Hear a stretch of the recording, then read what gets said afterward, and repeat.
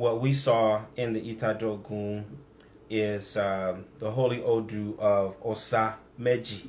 OsaMeji. So, you know, if it's a Meji means that they're identical on both sides. It's not Ogbe Osa, where you'd have Ogbe on the right, Osa on the left. It's Osa on the right and Osa on the left. And I didn't even think to start looking up all the nicknames of OsaMeji.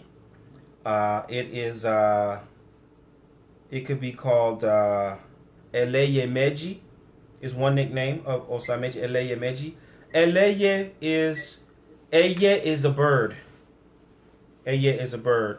And so the Eleye is the owner of the bird. Meji. The bird power is synonymous with Awanyami, the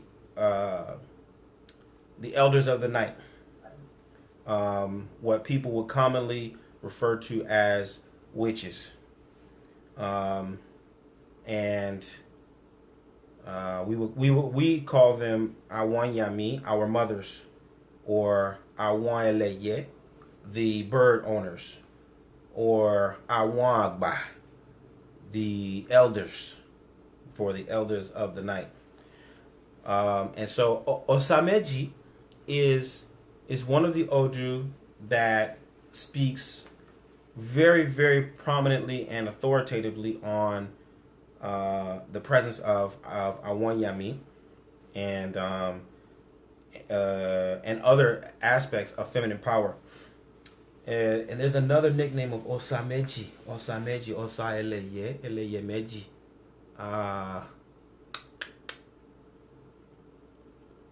No, not Alafia.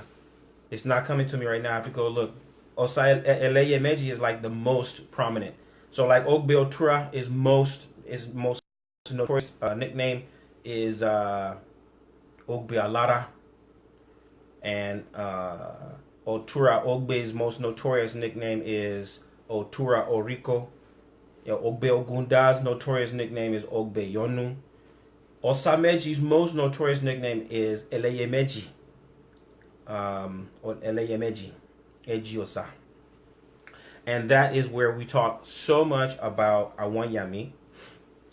And for us as a community, OsaMeji manifested with Ayewo. And you know, Ayewo it's negative. It means that the situation requires further investigation. It's Ayewo. And you know, last time we talked a little bit about that, where you have sometimes they'll say EB. We're trained not to say EB. If you hear someone saying EB, it's uncouth, you know, from within the realm of Babalawo. Someone says it came, you got this and this and it came EB, that we look at like, man, this guy is uncouth. You don't have no home training to say that word. So it's known as that, but we don't say that. We say Ayewo. Another term for negative is Osorbo. Osorbo. Osorbo. Not Osogbo. Osogbo is a kingdom, right? In Osun State. Osorbo is negative. It means that he threw the Igbo. Oso or Igbo. Osoribo. He threw the Igbo. The Igbo are the determinants that determine whether it's positive or negative, long life, prosperity, etc. So we got Ayewo. And the Ayewo that we saw is death. And it is death upon one of our own heads. It's death among us. It's death within our midst. And that's always hard to grasp. You know, it's always hard to accept and to digest. And a lot of times I've seen people when they're young in their career, they will get metaphorical. Well, it means a spiritual death, or it means a political death. It's a theoretical death, but it's not what Ifa is talking about. Ifa is not talking in those terms. When Ifa says death, Ifa means death. Somebody needs to watch their neck. Don't do something that's going to get you dead, you know. And that's what OsaMeji is speaking of. So of course, when we see it with that particular orientation and that kind of a manifestation, then that's what determines what kinds of verses that we're really looking for. What kinds of verses truly pertain to us in this situation. And then all the other implications of OsaMeji are brought into the fact on a personal, individual level. They're sort of like complementary to the main message. And so the thing that I want you to take away from it is not to panic. We make the sacrifice so that we can avert negativity and draw in positivity. And so because of that, typically if when I divine, so I'm telling you guys some of the backdoor stuff. If I've divined for you and I say, Ifa says we need to sacrifice for your longevity, then there's a chance that it's 50-50 chance. Either Ifa says you got Ire, a blessing of long life, or Ifa said it was Ayewo of death. Either way, I'm going to say it the same way. We need to sacrifice for your longevity. Okay, we need to sacrifice so that you can have a long life and good health, right? Because that's what I want you to focus on. And I want you to understand that you come to Ifa for solutions. You don't come to Ifa to cloud your mind with worries and preoccupations. For you, if Ifa is speaking of death or long life, the preoccupation for you is to live long. That's why you came to Ifa. So we're gonna focus on what needs to be done, and we're gonna address the obstacles that we have to address, and that would prevent you from having long life. So that's what we're working with OsaMeji. OsaMeji is symbolized by a crescent moon. That's crescent moon like this, and there's a head inside of the crescent moon, and then that head is surrounded by stars. Okay, so that's representative of the Iyami's gourd. On one hand, that moon is a symbol. It's like saying that she has a gourd that's as big and resplendent as the crescent moon. Our gourd is like a bowl, but her gourd is like big, right? It's a cosmic power. And then the head and the stars is the ability to see in the night. This is the ability to detect and have a consciousness even in the night. So this Ifa is synonymous with all kinds of occult powers, intuitive powers, dreams, things like that, clairvoyance, clairaudience, all of those things that would represent the subtle faculty for detecting and understanding, right? And so, of course, you can see how when we talk about women's intuition and mother wit and things like that, these are kind of small versions of this bigger power, bigger cosmic power that Ifa is talking about with that symbol of the gourd and the head and the stars around it. OsaMeji talks or has to do also with being decisive. This is an Ifa that urges you to get clear about what you're going to do, choose your direction, and go. Because the indecisiveness will only exacerbate your anxiety. Emotionally, this Ifa is also closely aligned with anxiety, fear, apprehension, nervousness. Okay? And we know that kind of linguistically because Osa means don't run. Don't run. Sa is to flee. Osa is don't flee. So this Ifa, when I see OsaMeji, I also know that, okay, the person in question is facing something that is evoking the urge to run, the urge to flee, the urge to retreat, the urge to escape. But Ifa is saying, don't run. Don't run. Don't run. Just stand still and do what needs to be done to address what you feel is threatening you, right? OsaMeji. OsaMeji signifies decision making or being decisive, not decision making, being decisive, intuitive, the internal oracle, resisting the urge to flee. OsaMeji. OsaMeji, the divinities who really are super pronounced in OsaMeji are Obatala and the Awanyami.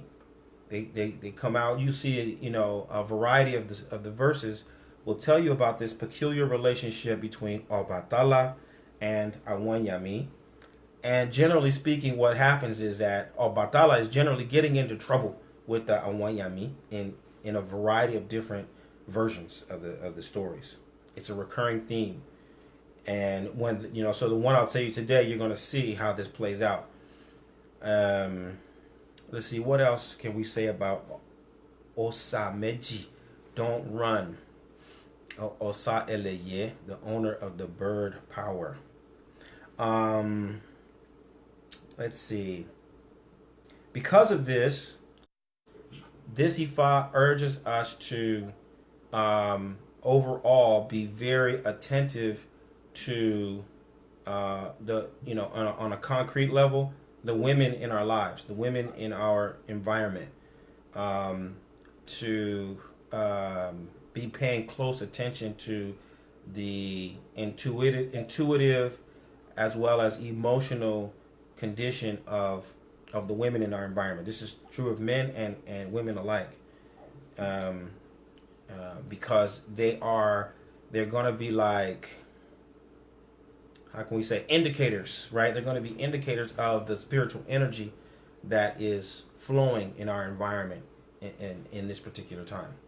And so if you can kind of catch the mood of the women in your environment when OsaMeji is present, it will give you the ability to anticipate and move with the flow of other broader things that are happening in your environment and in your society. So OsaMeji, that's our framework. That's the big picture. Ifa says we should sacrifice for longevity. I don't think there was Adimu. I don't think there was Adimu for this one. I think it's just Ebo. So let me go into one of the stories, because this story is like it expresses itself. I think I know at least 3 different versions of this same kind of a story. And what happens here is that Oromila comes and he casts Ifa for Alara, and Alara is the king, and he tells Alara, you need to make sacrifice because the elders of the night, the Awanyami, they're about to basically disturb the peace and the serenity of your whole kingdom, and people are going to die, people are going to suffer. You need to make a sacrifice. He tells the Alara the whole sacrifice. Alara hears him, but he doesn't agree, and so he refuses to make the sacrifice. Next, OsaMeji, or Rumila, OsaMeji here is, when I say OsaMeji, I mean Oromila. Oromila went then to Ajero, and he did the same thing. And he went all the way to the 16 primordial kingdoms, and he told them all the same thing. Awanyami is coming, and they're going to upset the balance, and heads are going to roll. Suffering is going to rule the day. You need to make a sacrifice to quell this, mutiny that's going to descend upon your kingdom. And all of the kings refused to do so. Ifa says we need to not underestimate the power of women. We need to not underestimate the power of the feminine. And we need to pay close attention to the ways in which women give us an indicator of our intuitive knowing, and that kind of etheric way of being in the world that doesn't necessarily square with logical, sequential, events. You know what I mean? It doesn't. It's not necessarily predictable or reliable or falling into some kind of a pattern that you would recognize as a man per se. But it's real, and it's going to demonstrate its realness in short time. So you need to be very attentive to this esoteric kind of way of knowing.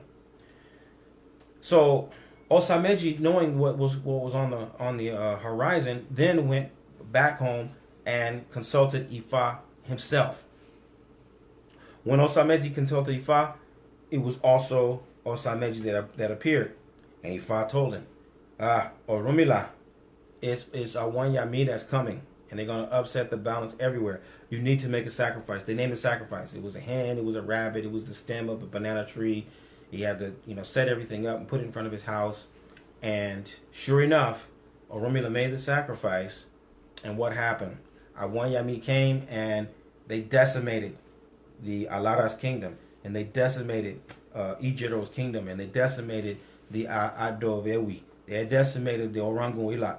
All of the 16 primordial kings were completely destroyed by the Awanyami. Plenty of death ruled in those days. But when they got to Orunmila's house, they found the sacrifice. They consumed the sacrifice, and when they did, they were put at peace. They were put at rest, and they left Orunmila to live a long and comfortable life. Okay, so there, what we see is that it's a pretty simple, straightforward thing. The kings were overly confident in their authority. They were overly confident in their power.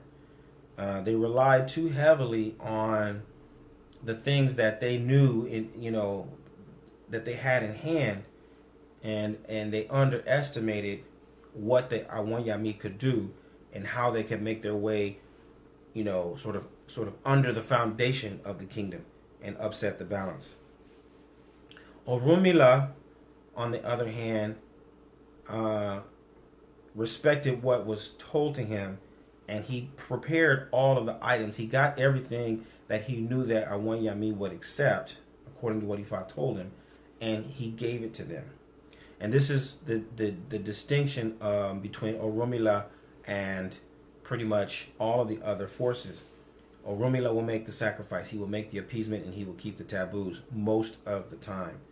But in this instance, what you see is that Orunmila, even with Awanyami, which is an element that most people just can't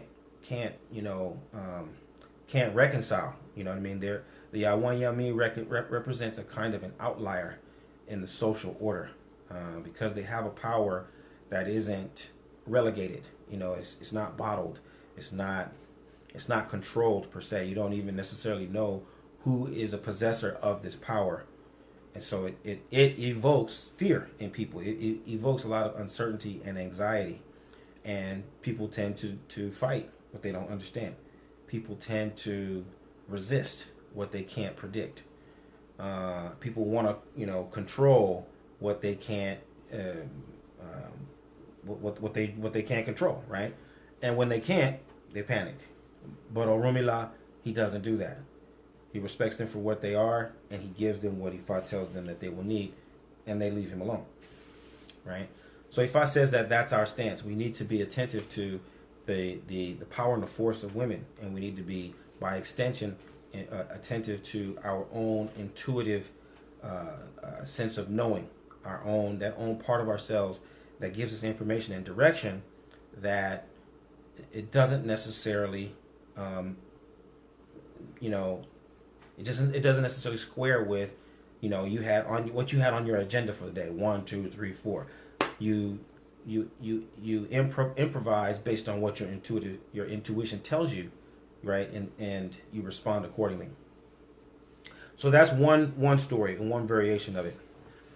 The second story is similar, but it's a lot more aggressive, right? Where in this version, what happens is I think I'll tell the one that I wrote down was of Obatala. Yes, I'll share that one. So Obatala has two lagoons. Osa also means lagoon. Osa means lagoon. So OsaMeji Obatala has two lagoons on his estate, and one lagoon stays full all year round. The second lagoon will dry up during the dry season, right? So when the rain stops falling, it evaporates and it dries up. It's a main water source for all of the people in the community, right? So everybody comes and they draw water from Obatala's two lagoons, including the elders of the night, Awanyami. And for whatever reason, Obatala's wives don't think it's becoming. Somehow they use this as a way to make jest of Obatala, that it was somehow diminishing him that Awanyami was coming and taking water from his lagoon. So he segregated them. He said, okay, look, you can have water from my lagoon, but you can't come and take water from the everlasting lagoon. You can only take water from the lagoon that will, be fresh during the rain and will dry out during the dry season. So they did. But Awanyami knew that what was going to happen, and they knew that wouldn't work for them. So they went to consult Ifa. When they went to consult Ifa, Oromila told them what they should do. He said, you need to appease Eshu. You need to appease him really well. So Awanyami went and they gave Eshu a sacrifice. Ifa is telling us, again, not only should you not underestimate the power and the influence of women and of the feminine, but you should also beware not to discriminate against, right? Don't practice, and this is generally speaking, don't be discriminatory in your practices. If you have something and you have a resource that's available to people, make it universally available and don't discriminate, right? So Awanyami made this sacrifice. When they made the sacrifice, Eshu was so pleased with it, he dived into the lagoon that stays full all year round. And when he got to the bottom of this lagoon, he pulls out this enormous stone. And he takes the stone out, and it was serving as a stopper that would keep the lagoon full all year round. And he took this stopper from that lagoon and he put it into the lagoon that used to go dry in the dry season. And so what happens? The dry season came, Obatala's lagoon and the community's lagoon dried up. But the lagoon that the Awanyami had been using stayed full. So what happened? Everybody had to go now and get their water from the lagoon that, it belonged to Obatala, but it was only being used by Awanyami. So that was cool. They were going to do that. And even the Awanyami didn't protest when Obatala's wives came to fetch water from the lagoon. It was only when Obatala's wives went to bathe in the lagoon that they had these watchbirds. They had these birds that they had perched around the lagoon. Again, the bird is synonymous with Awanyami. So this bird, they start to screech and they call Awanyami, and when Awanyami hear that the alarm has been set off, boom, they go into attack mode. So they start coming and they're on the warpath. It's like blind fury. They're coming for Obatala and they're making a war chant. We're going to kill Obatala and his wives and his whole household. We're going to kill Obatala and his wives and his whole household. They're coming to take heads. Obatala hears about this and he knows that they mean it. So what does he do? Boom, he took off. Him and his whole family. They ran. They run to the house of Ogun. Ogun, baby, Ogun, save me. Ogun said, what's going on? He says, I want Yami to come in and to kill me and my whole family. Ogun said, don't worry about that. Hide in my house. I'll take care of it. Ogun got all of his armor.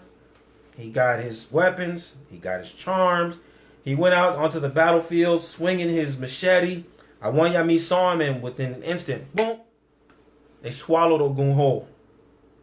Obatala saw that. He was shook. So, oh my God, they swallowed Ogun. So he ran to the house of Shango. Same thing. Shango, Bemio. What happened? Shango came out. He said, what's going on, Obatala? He says, this is what's happening. It's Awanyami. They're going to kill me. He said, don't worry about that. Hide in my house. I got you covered. He did. Shango got his tools. He got his thunder. He got his lightning. He got his charms. He got his Ose Shango. And he was ready to go into battle. He got out onto the field with Awanyami. In an instant, boom, Awanyami swallowed Shango whole. All Baluaye, or Soyin, one by one, Obatala ran to one divinity after another. And one by one, they went out to fight Awanyami. And one by one, the divinities were swallowed in an instant by Awanyami. Ifa says that the thing that when it comes to Awanyami, it's not a force that you fight. It's not a force that you fight fire with fire. It's not like that. It's like when you're drowning, right?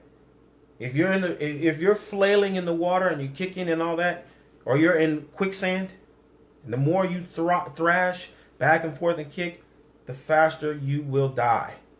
You got to relax. Okay? You got to relax.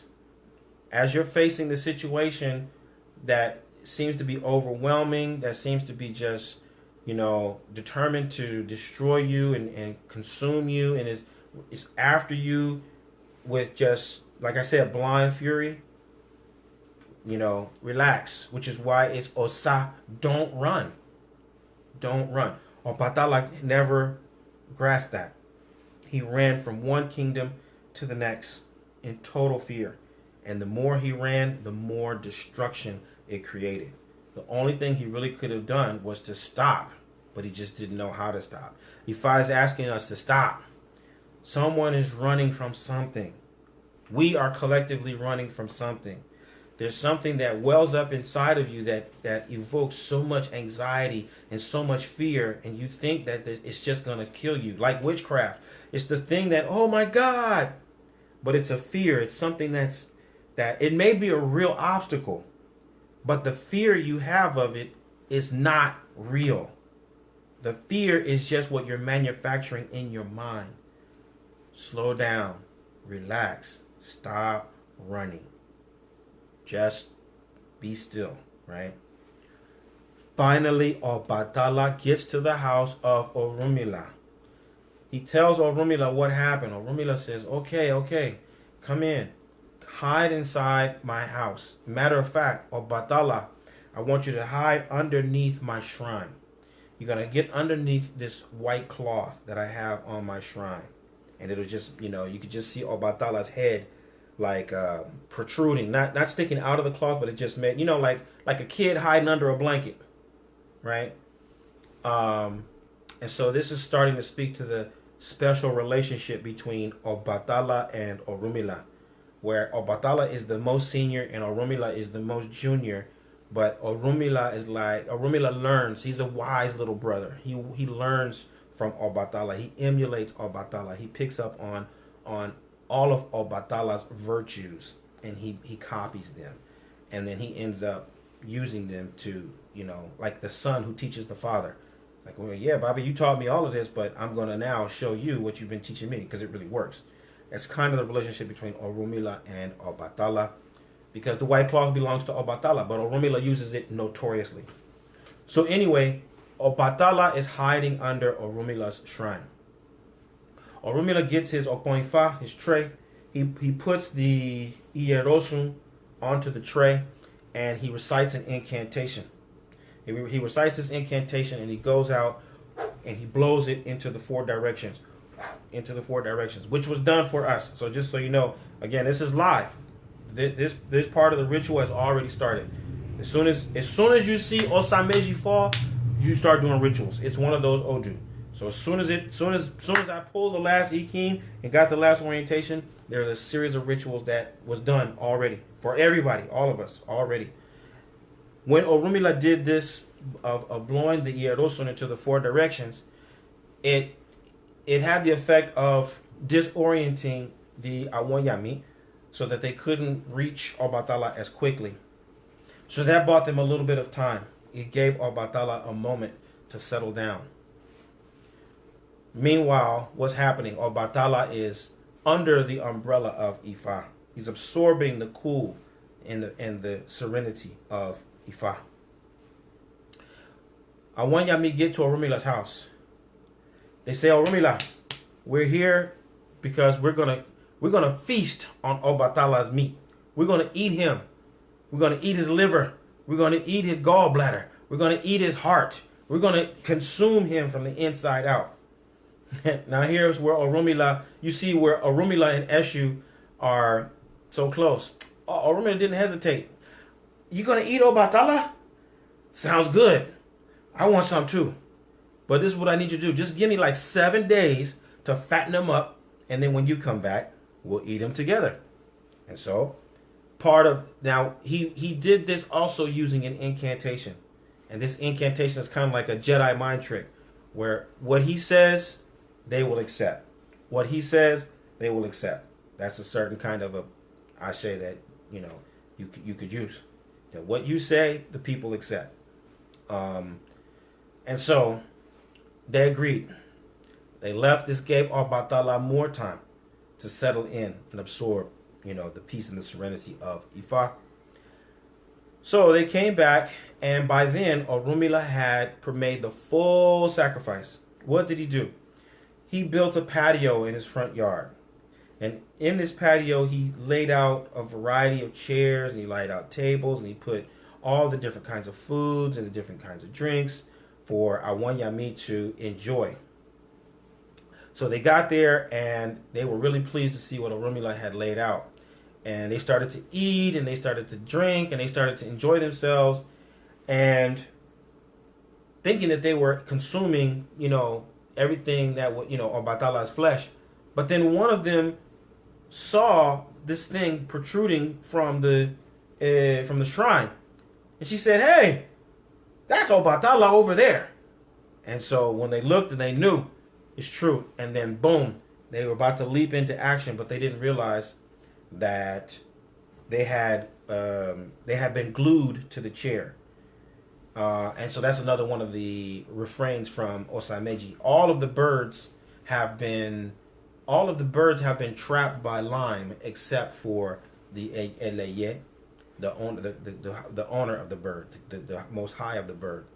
So part of what we do when we make the ebo, we include eko. Eko is cornstarch. And if you ever, you touch it, cornstarch is kind of sticky. That eko is for Awonyami, with the palm oil and the rat and the fish and all that. That part of the ebo is always for Iyami. So every time I make ebo for you, I'm including an offering for Iyami every single time. And that eko is sticky. And what happens is basically it makes their mouth get stuck together. It fills up their stomachs, and it makes them feel satiated, and they won't be trying to consume the people. You, or I, us, right? In this case. So this time, though, he was using this gum to stick them to the chairs. They stuck to the chairs. They couldn't go and attack Obatala. It was at that point that Orunmila took the Adasa.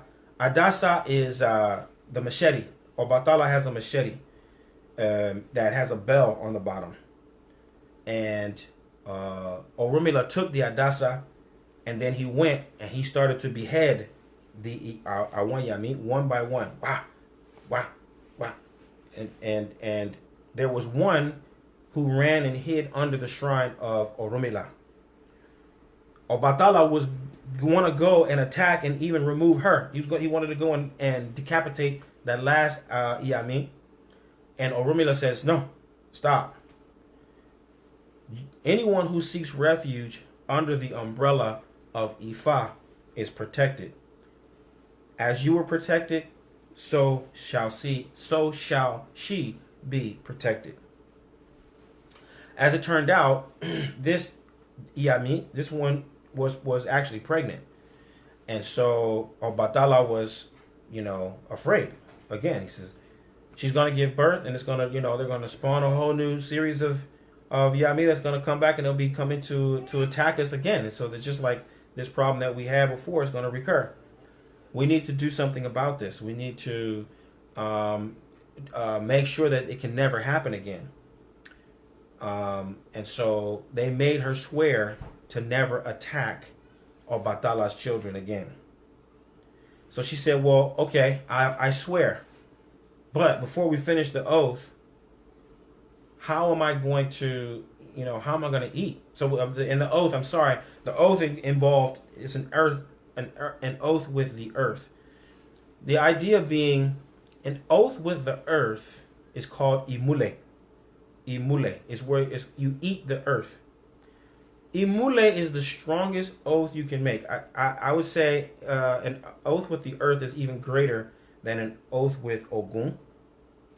We say that the earth is the witness of all human endeavors.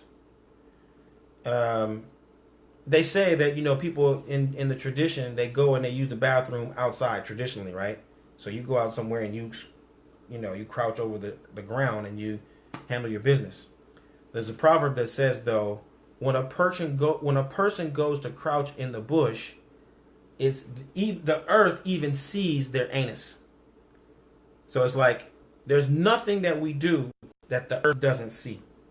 So when we swear an oath by the earth, it's 100% binding. The idea being, if you break the oath, the earth will swallow you. You will die. You will be buried. So they made her swear by the earth that she would never attack. But then she said, well, how am I going to eat? So Obatala said, what we'll do is anytime someone offends you, they'll have to make a sacrifice. They'll have to give a sheep. They'll have to give a she-goat. They'll have to give a hen. They'll have to give rabbits. And that will be what they have to give to atone for their offense. And that's how you will eat. She said, fine. And then Orunmila spoke. He says, and on my part, anytime anyone comes to consult Ifa, we're going to offer the sacrifice, and we'll put it at the three-way intersection. We'll put it on the roadside, like at the gutter. We'll put it on the riverbank, and we'll leave our sacrifices with all the palm oil and the rat and the fish and all of the fixings, and that will be our offering. But in exchange, you won't attack our people, and this is how you will know them, because they will be the ones who will be giving their offerings and their sacrifices to you. And so it was agreed, and they went on their merry ways and lived happily ever after. So it is. And so Ifa says that in this instance, you see that the kingdoms met with death because they refused to make their sacrifices.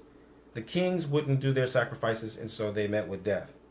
Likewise, the Iyami would not be satisfied, right? When they became angry, nothing could quell their anger, and in the end, they died, right?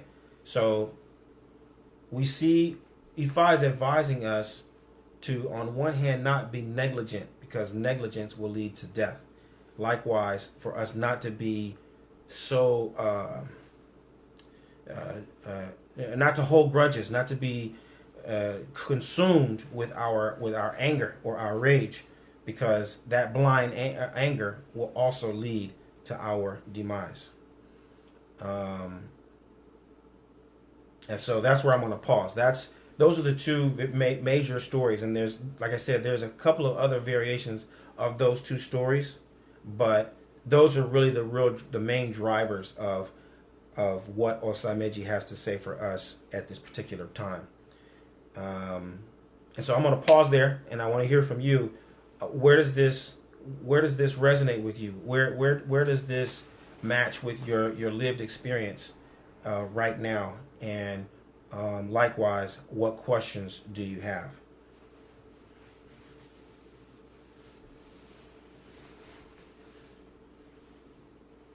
I have a question. Okay, is that Afivi? Yes. Okay, I can hear you. Okay, can you hear me? Yeah, that's better actually. Okay, I think my mic was just moving around. But anyway, I wanted to know, is Iku, or death, in this Odu, is it literal or is it more metaphysical? Like, is it talking about somebody, is it saying that you can actually die, or is it maybe like a death or a kind of death? No, it is actual death. It's actual death. And I'm going to tell you, last time we saw, was it Otura Ogbe we saw last, Itadogun? Otura Ogbe? Yeah. So Otura Ogbe talks about death. Ogun and Orunmila have sons, right? And he says, look, don't go out, doing these things where somebody's going to tell you it's a sure thing, and you guys can just come up on something and you get a freebie. Be innocent and ignorant, right? That's what Orunmila told his son. And Death's son ended up dying, and Ogun's son ended up getting a broken leg, and Orunmila's son was spared. Well, I sent this to my sons immediately. Hey, whatever you're doing, don't do it. Whatever someone tells you, blah, da da da.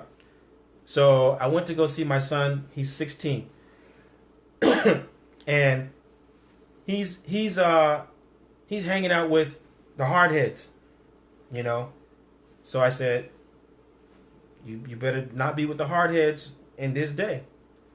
So as I'm going out, I'm just talking to him casually, and they start telling me this story about a guy who, just a block away, was in a shootout and was shot 24 times. 24 times.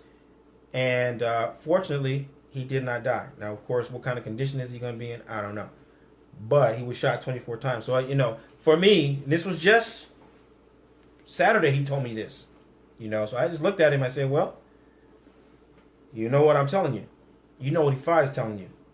So when I'm taking it literally, Ifa is talking about death. But again, just so that we understand the reality of it, not so that we're paranoid. Because we're making the sacrifice, we're receiving the message, and then we're keeping the observances. So we should be fine, but we should have our eyes open for these kinds of dynamics so that we know how to act when they arise.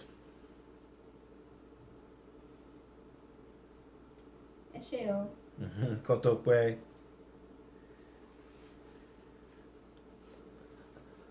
Other questions or other areas where you can see where this resonates with you? Where does this where do these stories make sense for your life? Where do you see these things playing out in your day-to-day reality?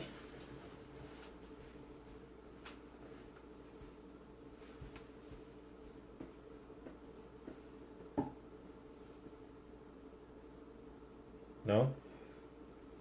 Keep your eyes open. Look for it. I mean, Be attentive to those instances wherein people are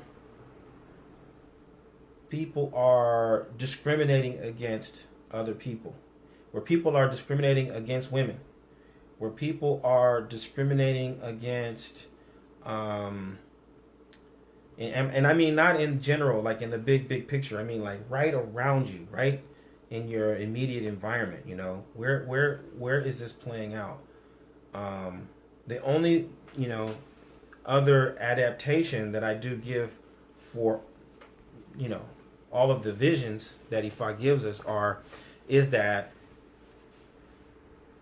you can take it like a dream also, wherein on the deepest level you ought to take it like a dream. Every time you see an Odu, you have to also ask yourself symbolically, where am I the king? What does the king represent? The king represents my highest authority over myself. The king is where I govern my own decision maker. I am the absolute lord and master of meanness, right? And where is it within myself that I am underestimating my intuitive self, my inner oracle? Where is it that I'm doing something where I'm neglecting a part of my own consciousness that evokes a kind of an anger toward myself, a kind of a self-destruction, right? Because the Iyami is my consciousness. The king is my consciousness. Orunmila is also my consciousness. Where am I being wise? Where am I trying to alert myself to say, hey, you, Obafemi, you need to wake up to this. You need to pay attention to this. What part of me, right? That's also me. It's all me. So I have to look and examine that dynamic within myself and then act accordingly. And then with the other story, it's the same thing, where where these two lagoons are smaller. Those would be representative, like we could say the personal unconscious and the collective unconscious. You got these two bodies of water of consciousness. Where am I, sharing my consciousness? Where am I being generous with myself? And where am I kind of, being a little stingy with myself? Where am I not allowing full access to all of my internal resources? Where am I discriminating against my own self, kind of handicapping my own self, making it harder for myself to thrive and be balanced and go forward, right? So all of these things that they're playing out within me, and so that's another opportunity, and it takes more time, right, for you to start to parse out, like, who is Obatala, who are my wives, who are the Iyami, what do the lagoons represent, who is then all of the different protectors, where am I going to try to shield myself from myself? But that's foolish. That ain't gonna save you. Ogun ain't gonna save you. Shango ain't gonna save you. You know what I'm saying? Like, where you stop fooling yourself. You need to stop running. You need to sit down and deal with what it is you're dealing with. You evoked this situation in the first place. Sit down and embrace it, accept it, and deal with it. So it's an opportunity, right, within each of ourselves to examine what's going on, what's the dynamic in our life. So I want to invite you to think about it. Where are you on the run? Where are you scrambling to try to get away from yourself? What are you fighting to elude and to evade? But it's yours. You created it. It's inside of you, and it's not going to go away until you deal with it, right? And you see that, Orunmila was brutal with it. He routed them all out, except for the one who sought refuge. The one that says, I want seeking the refuge under umbrella of Ifais. I want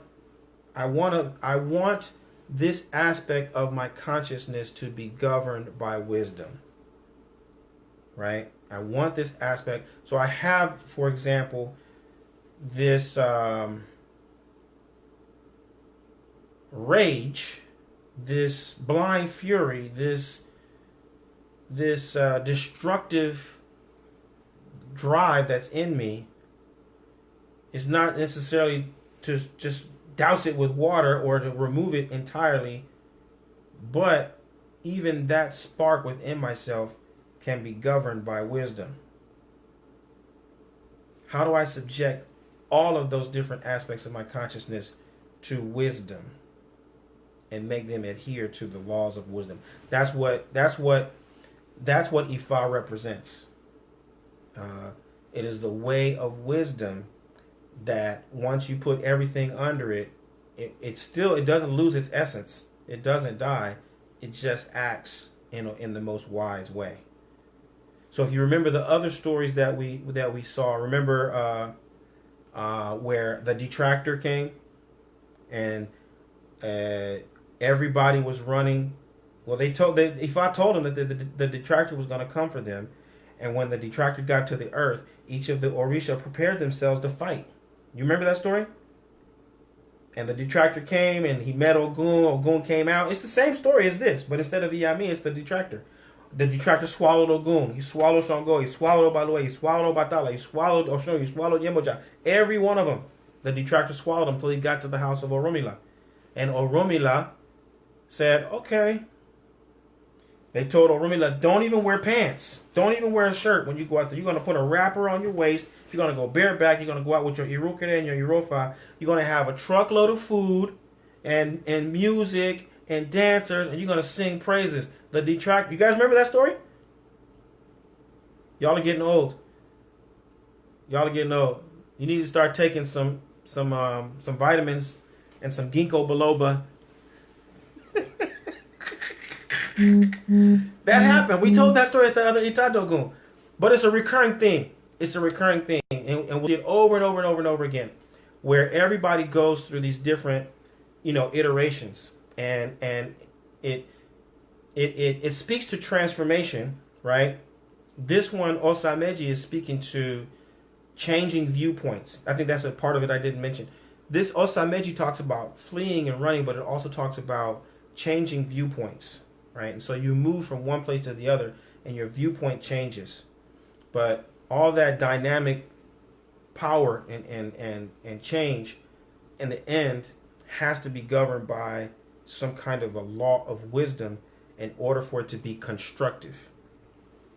And that's what Ifa does. Ifa gives us this blueprint that allows us to allow the energy to flow in a constructive way. That's the idea, right? So that being said, you guys have any questions before we wrap it up?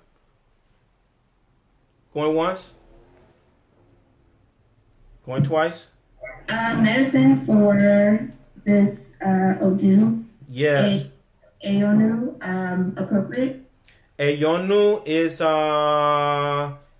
definitely appropriate. Yeah, if you have Ayonu is for Iyami, and the effect of Ayonu is supposed to be that anybody who has what's the word, enmity in them, when you use Ayonu and they come in contact with you, they will be at peace. They'll give it up. They won't be fighting with you. That's kind of like the incantation that Oromila used, where they would do what he asked. Come back in 7 days, and they said okay. That's the kind of the effect of Ayonu. And there is Ayonu in this, and I have to confer with Chief Lanre about exactly what kind of. It may be Ayonu. There's one that I want to get that I haven't used in so long, but I love this Ayonu.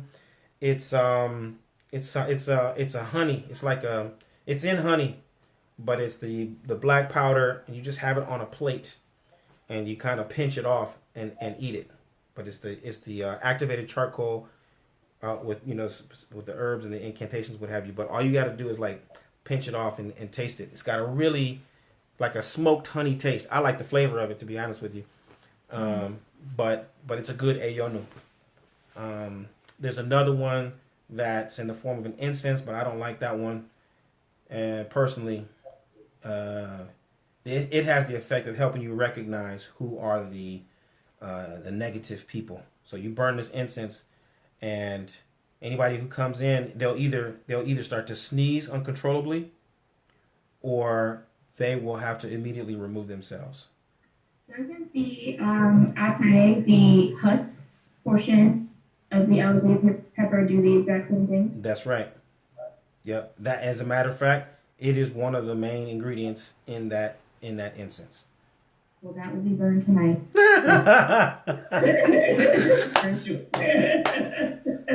Ashe. Get it started. Get it started. Get it started. Yeah, they already set me on fire. I don't have time for anything else. Understood. Better safe than sorry. Right. I got my stuff. I went to the market today, and I was like, "Oh yeah, let me just get some eggs here and be ready." I'm gonna go ahead. So tonight I will be making my little midnight stroll. You know. So as far as Ebo, I'm assuming this Ebo will be done in Nigeria. This will be done. I'll make an offering. Yes, here to Awanyami, but the sacrifice. Because what will happen is when they give the she goat, this is one that no one eats. This is one they make the offering and they open it up and they put the entrails in one place and they take the body and they it's a special thing that I wouldn't want to do it here at all. So yes, it will be done in Nigeria. Yeah. Oh, can you explain the observances, like why, for instance, no daytime sex or why no red fabric? Can you touch on those? Yeah. So no daytime sex because that it would imply that you see the the woman's private parts, and that is that's like that's one of the nicknames of this Ifa actually. It's two Obomechi. Yeah, that's one of the nicknames. To Osa, when you that signature Osa is indicative of the vagina. And so to see it is to see it is to provoke that power. It's on.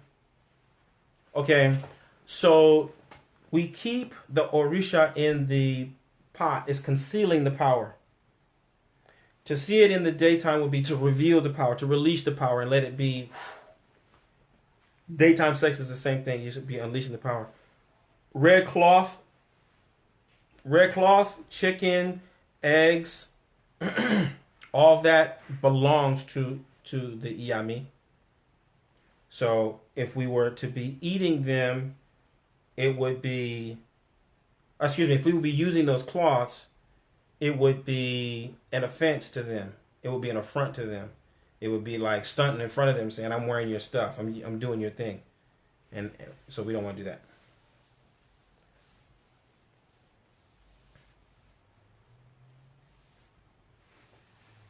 Other questions? Yeah, this is Ava. I asked what do you guys say? Anayu Tish? I sent it in a message. I don't know what that is. Can you guys explain it? Oh, there she goes. There she goes. Yeah. Okay, all right. Knew. Okay. Eyonu. Ayonu. Yeah, Eyonu is to remove conflict. Yonu is conflict. Eyonu is like neutralizing conflict. Oh, okay. Ronnie's got a question. Let me see. Maybe I don't know what that would be. I can't unmute you either. I can see you up there. Are you muted now, Ronnie?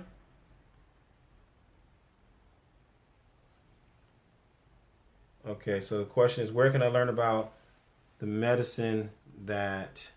Okay, so the medicine, the medicine that is part of this ifa will get prepared for us. It just requires that you make the contribution. Everyone who, puts in there whatever the number is, then that's where the medicine will be sent to. And over the next day or two, I'll be able to determine what's the best format for us as a group. It probably will be soap though. It probably will be soap. Soap is the most convenient and the simplest use.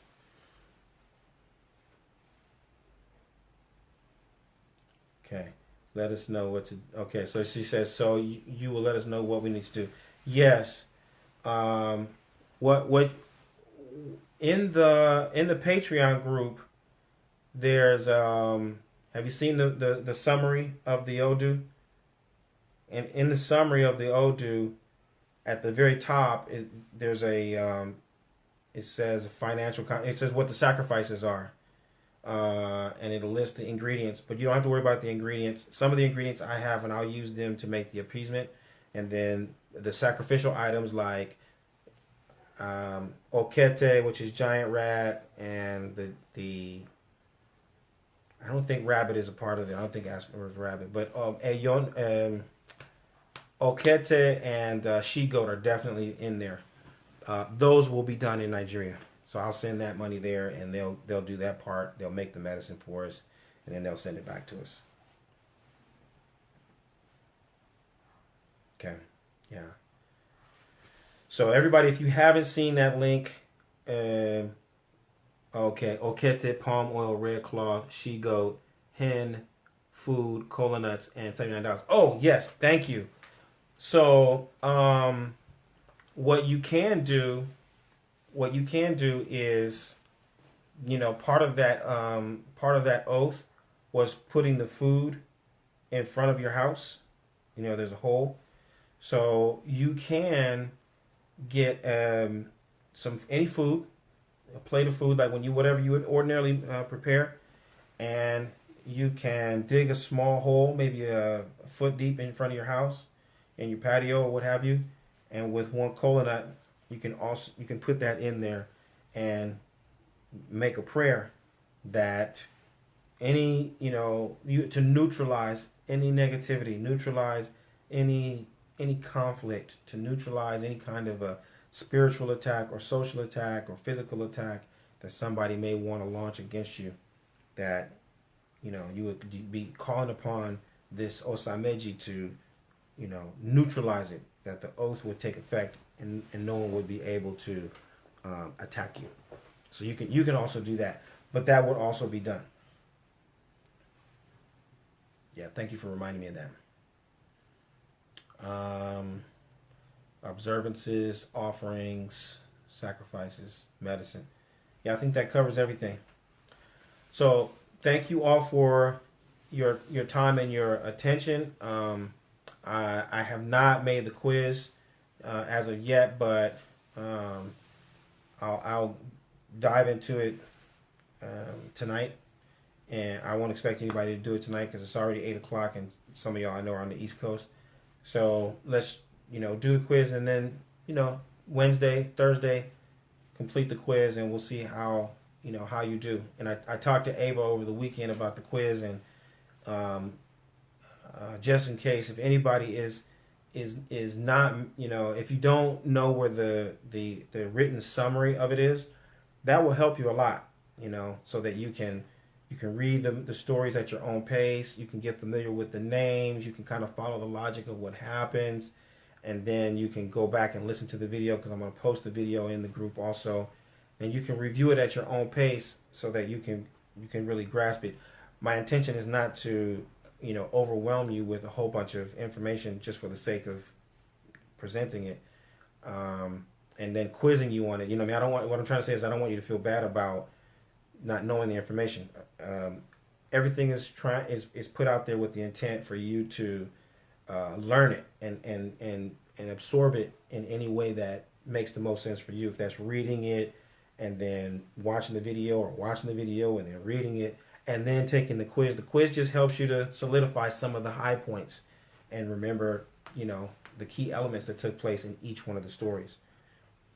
Because at the very least, what I want you to do is I want you to be able to go into all of your divination with an understanding of how Odu speaks and what to look for in the Odu, the name of the Odu, the orientation of the Odu, some of the guiding principles of the Odu, right? And it gives you something to already like listen for and frame up the information and ask the kinds of questions that you need to, it makes sense of the message, right? Because you got to be mindful to make the decisions that will be consistent with what Ifa wants you to do to be successful, right? So, yeah, I don't want you to feel bad about it. Everything is out there. Just take your time to get it and absorb it in your own way. Okay? So that being said, have a fantastic Tuesday. Happy Ogun Day. I pray that your week will be phenomenal, that you enjoy the weather and your friends and your family, and you prepare for the holiday season with great cheer and lots of harmony with your people. All right. Odabo, everybody.